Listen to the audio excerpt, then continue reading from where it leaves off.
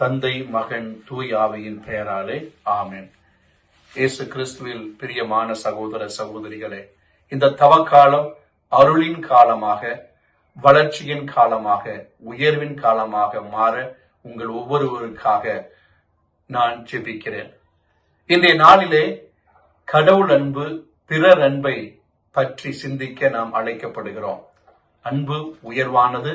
அந்த அன்பில் நாம் நிலைத்து வாழ ஆண்டவர் நம்மை அழைக்கிறார்.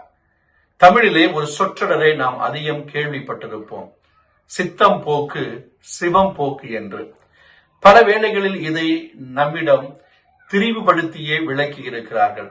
சித்தம் போக்கு என்றால் எப்படி வேண்டுமென்றாலும் வாழலாம் என்பது. அப்படியல்ல அதனுடைய அர்த்தம். சித்தம் போக்கு அன்பின் நிலை வாழ்வு என்பதுதான் அதனுடைய அர்த்தம்.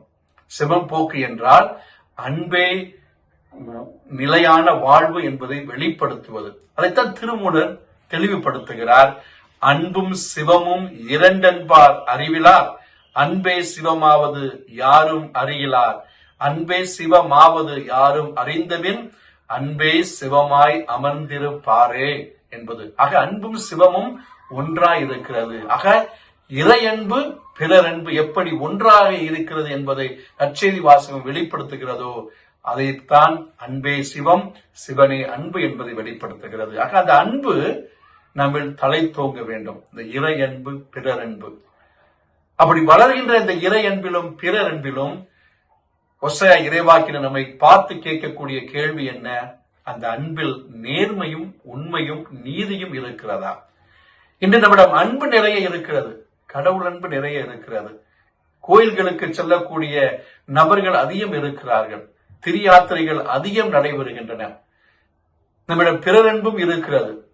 நாம் உறவினர்களை நேசிக்கிறோம், நண்பர்களை நேசிக்கிறோம். ஆனால் பிரியமானவர்களே, இந்த அன்பில் உண்மையும் நேர்மையும் நீதியும் இருக்கிறதா என்பதைத்தான் முதல் வாசகத்தில் ஒசாயா இறைவாக்கினர் நம்மிடம் கேள்வி எழுப்புகிறார், கேட்கிறார்.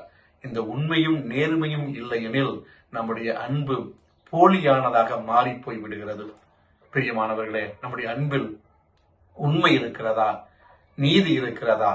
ஆக நேர்மையானவர்கள் இறைவனுடைய நீதியின்படி வழி நடப்பார்கள் என்று ஒசாயா நமக்கு கொடுக்கக்கூடிய அழைப்பு.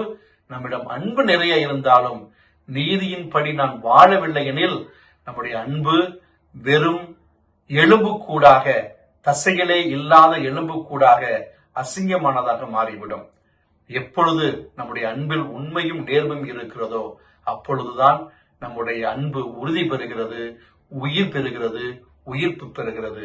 ஆக நம் அன்புக்கு உயிர்ப்பை கொடுக்க வேண்டுமெனில் அந்த அன்பில் உண்மையை வைத்து வாழ முயற்சி எடுப்போம்.